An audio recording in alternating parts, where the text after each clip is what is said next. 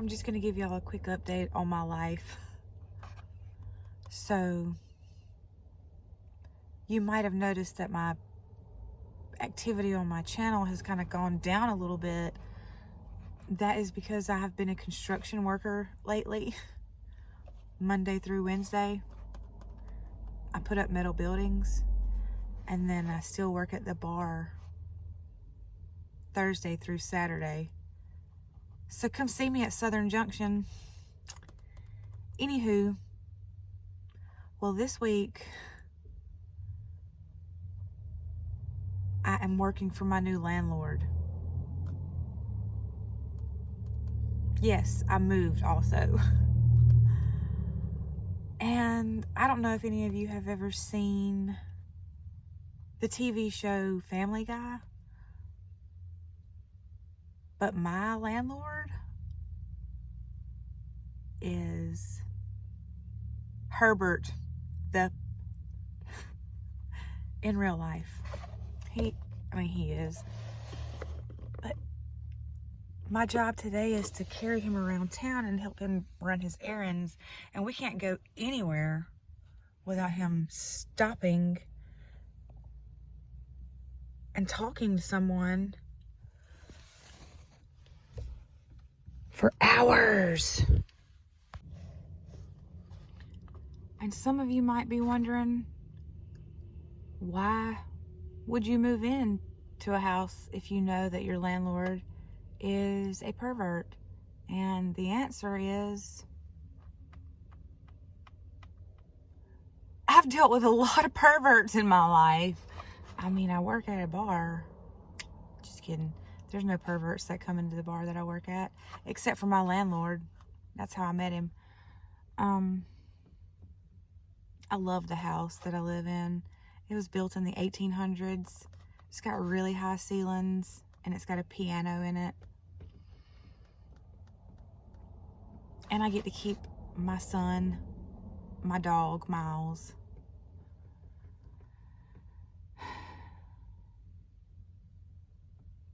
And life is like a lemon drop. I'm sucking on the bitter to get to the sweet part. I'll be fine.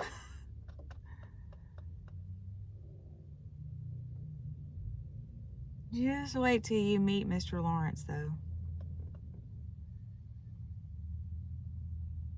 He's still talking to that lady, and I know that lady is like, God, help me. Please. She's wanting somebody to save her right now.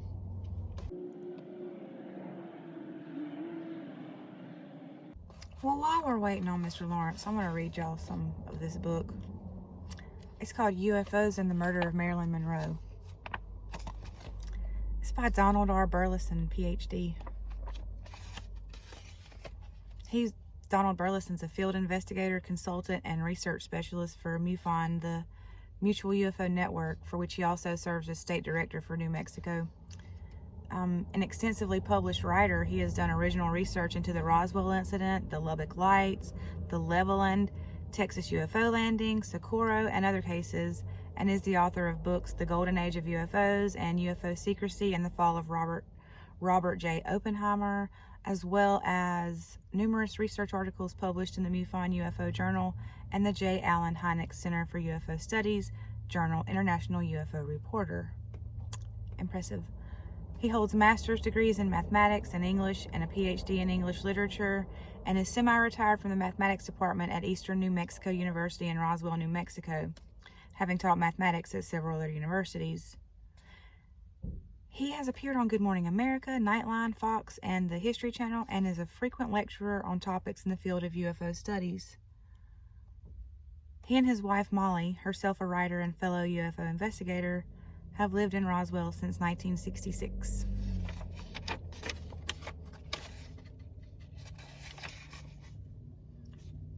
Says for Marilyn, of course.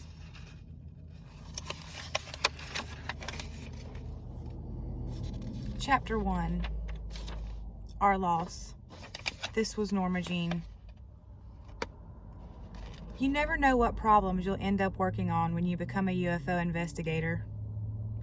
When I first entered the field of UFO studies years ago, I had no idea that I would find myself helping in my own indirect but determined way, to investigate a murder, and I certainly never thought I would find myself helping, some decades after the fact, to investigate the murder of Marilyn Monroe.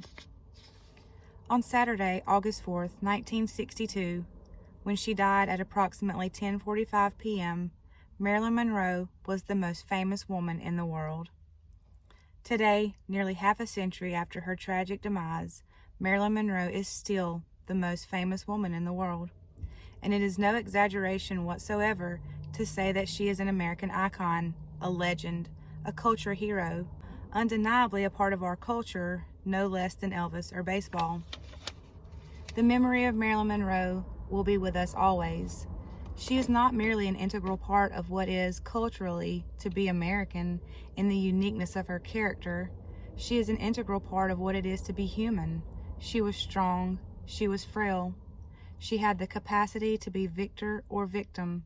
In short, she was and is a symbol of the human condition. Marilyn wasn't perfect, certainly. She was sometimes petulant, sometimes possessed of unrealistic social ambitions, and ultimately her downfall, sometimes naive in her choice of companions and in her assessment of their actual feelings for her. I feel you, Marilyn. Over 100 books have been written about Marilyn Monroe.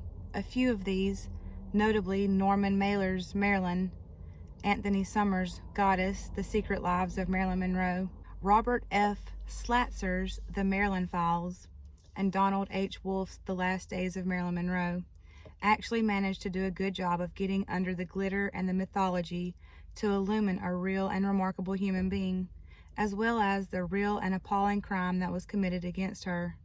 The books mentioned are all undeniably excellent pieces of biography and investigative journalism, and I do not propose here to give the world yet another biography of Marilyn Monroe when others have done so with such success. My own present work is not a biography, but rather a kind of thanatography, an account of a death rather than a life, yet with a difference. I propose here to give new arguments to help explain why Marilyn died, a victim of murder, at the age of 36.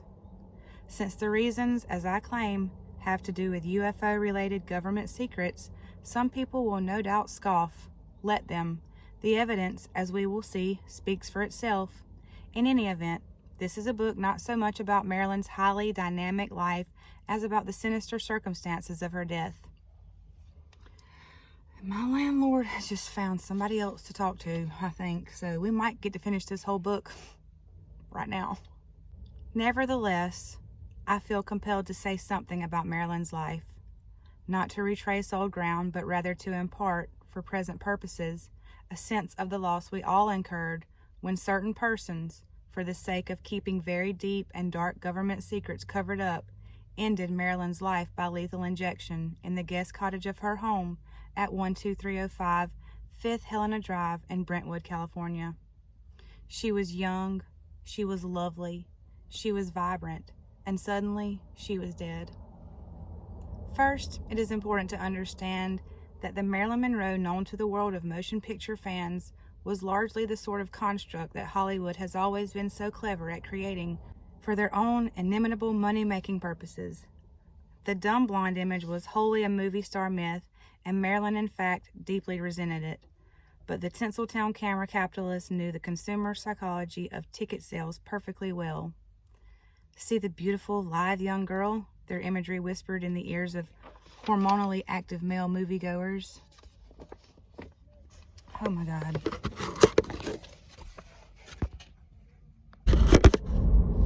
No, I'm not. I told you. Put that phone right here. It's ready. It's right there. It's good where it needs to be. I'm not even looking at it. I'm looking at the road. Are you scared? What? Are you scared? I'm about to get scared of you driving.